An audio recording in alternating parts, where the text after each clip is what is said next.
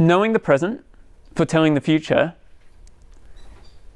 to do good and to not do harm, is prescient about artificial intelligence in healthcare. And it sounds a bit familiar. It sounds like a quote I've maybe heard somewhere before. Do no harm. Who said that? It sounds kind of like Hippocratic. It is. So everyone's probably heard, the Hippocratic oath, first do no harm. Does anyone actually know where it came from? So Hippocrates wrote a few things. He was a very prolific author. I'm not sure how many citations he had on Scopus, but the first do no harm is actually only one translation of what he wrote. It's been translated multiple ways. And in this instance, it doesn't actually appear there, and it's not actually the same document as other parts that are incorporated into modern Hippocratic oaths.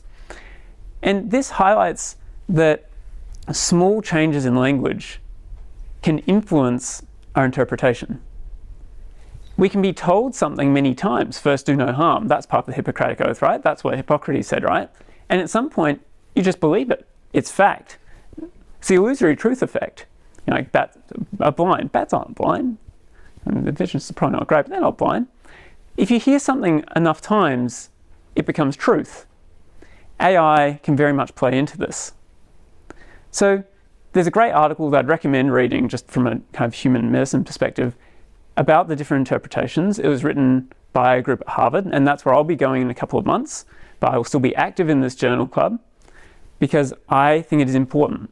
I think we need to approach everything in medicine with a questioning approach, because if you are taking something as truth, you want to make sure there is a good evidence base behind it, especially if you're treating another human based on that truth. Now, the structure for today's talk is based around the statement. So first we're going to talk about doing no harm, even though that's only one translation. Then we're going to talk about how hopefully AI can help. And then at the end, we'll finish early so you can talk to other people here about how you can get involved.